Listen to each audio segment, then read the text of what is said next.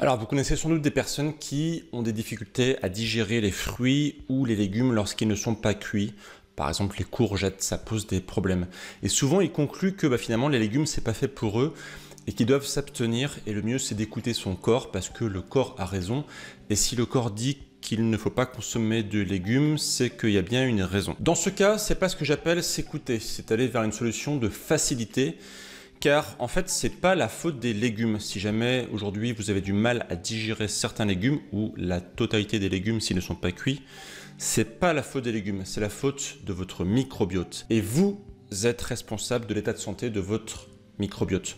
Donc si aujourd'hui vous avez du mal à digérer les légumes, c'est en grande partie à cause de vous. Quand on dit qu'on n'arrive pas à digérer les légumes, en fait, c'est particulièrement les fibres. Ce sont les fibres des légumes qui complexifient la tâche de digestion chez certaines personnes. Petit rappel pour ceux qui ne connaissent pas, les fibres, ce sont des sucres complexes qu'on va trouver en grande partie dans les végétaux. Ce sont des polysaccharides plus particulièrement.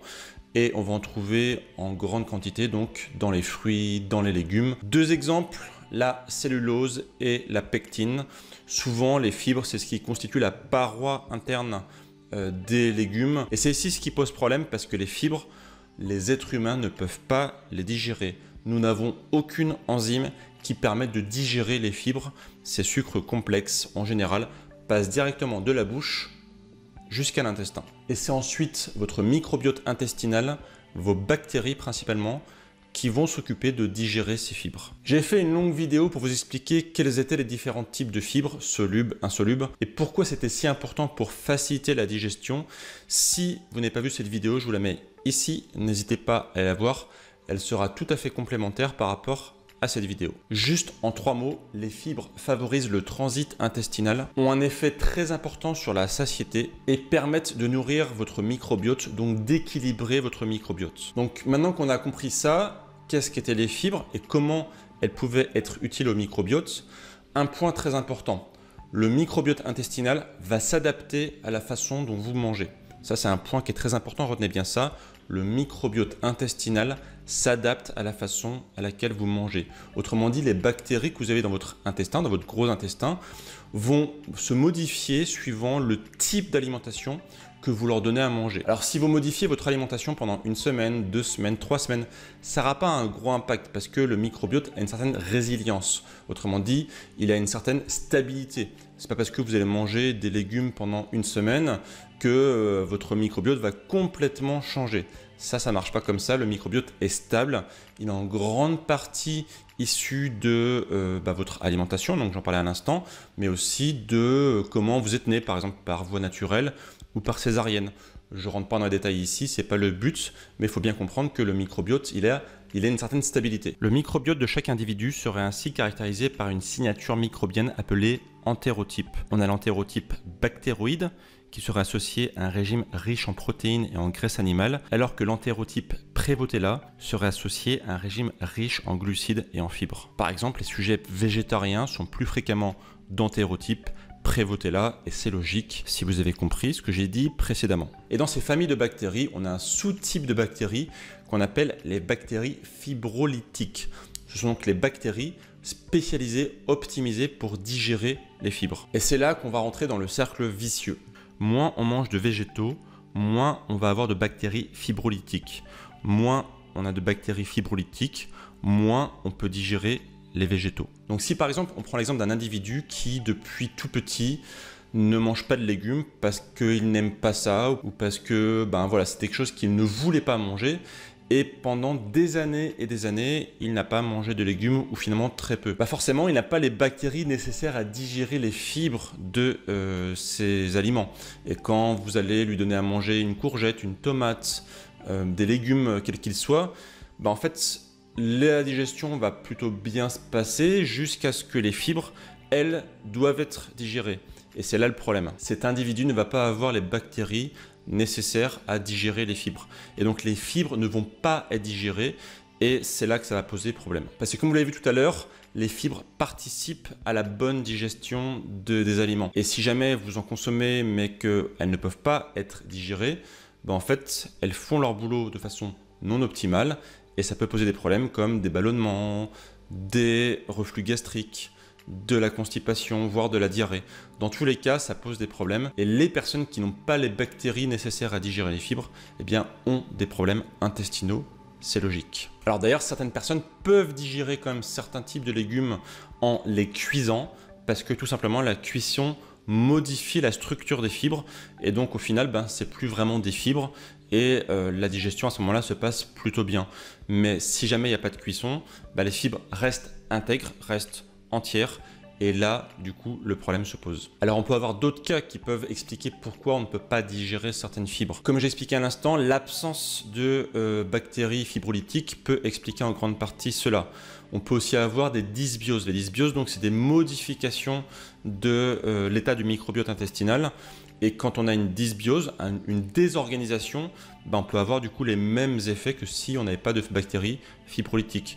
Donc, les gens qui ont un microbiote désordonné peuvent avoir aussi du coup des conséquences sur la digestion des végétaux. Donc par exemple, si vous consommez en grande partie une alimentation moderne, occidentale, très riche en produits transformés et que vous consommez finalement très peu de légumes, ceci peut expliquer cela. Des maladies digestives comme la maladie de Crohn et le syndrome de l'intestin irritable peuvent aussi expliquer pourquoi dans certains cas on ne peut pas digérer des fibres. En effet, ces maladies sont donc des maladies intestinales et l'intestin est étroitement lié à l'état du microbiote. Les deux vivent en symbiose. Intestin et microbiote ne peuvent pas être séparés, les deux vont ensemble. Quand l'intestin va mal, en général, le microbiote va mal, donc ceci explique aussi cela. Un microbiote qui va mal aura encore plus de mal à digérer les fibres. Des maladies métaboliques comme l'obésité peuvent aussi expliquer pourquoi certaines personnes ne peuvent pas digérer certains légumes. Parce que tout simplement, là aussi, les maladies métaboliques ont un impact sur l'intestin et sur le microbiote. Et encore une fois, on en revient toujours au même.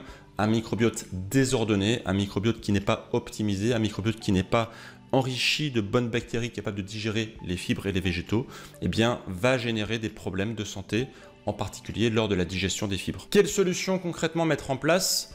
On va commencer ici par déjà revenir à une alimentation optimisée, une alimentation qui va faire du bien à votre intestin. Alors dans cette vidéo, ça va être compliqué là aussi d'aborder tous les sujets parce que c'est un sujet qui est complexe. Comment remettre un intestin en bonne santé ? Ça se fait sur le long terme en optimisant l'alimentation vers une alimentation naturelle, la moins transformée possible. Donc on va plutôt s'orienter vers l'alimentation paléo ou du moins une alimentation de type méditerranéenne pour ceux qui veulent déjà avoir des premiers effets sur leur santé. Bien sûr, dans ce type d'alimentation, on a une part importante de végétaux, donc c'est un problème en soi. Donc la solution, c'est de les réintroduire progressivement. L'idée en fait ici, ça va être de consommer des végétaux en très petite quantité pour pouvoir en fait que les bactéries reviennent naturellement, de façon lente, mais de façon certaine. Donc la réintroduction très progressive des végétaux, de façon vraiment étape par étape, avec en priorité les végétaux les moins agressifs d'un point de vue fibre, comme par exemple la salade, ça peut être une très bonne chose pour remettre un microbiote en bon état. Pour les cas les plus graves, pour les personnes qui ont vraiment des microbiotes en très mauvais état, des dysbioses sévères, dans ces cas-là, l'idée, ça peut être éventuellement de consommer des probiotiques, c'est-à-dire donc des compléments alimentaires qui vont contenir beaucoup de bonnes bactéries. Et ces bactéries, du coup, vont servir à réensemencer votre côlon progressivement. Ça va au départ apporter quelques désordres intestinaux parce que clairement, la modification du microbiote, ça entraîne là aussi clairement des problèmes intestinaux au départ. C'est normal.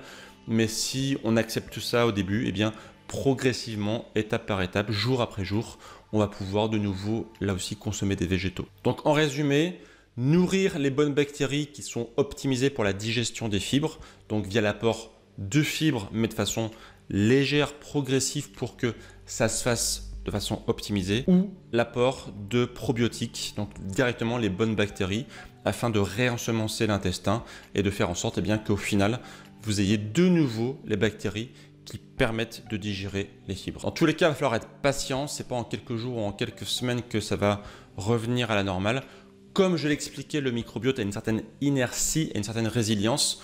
Donc, s'il a fallu des mois pour perdre les bonnes bactéries, il faudra des mois pour les retrouver. Et dans tous les cas, il faut être patient. Et quand je regarde les élèves que je suis en coaching, ceux que j'aide à retrouver un intestin en bon état, en général, ça met en moyenne 2 à 3 mois.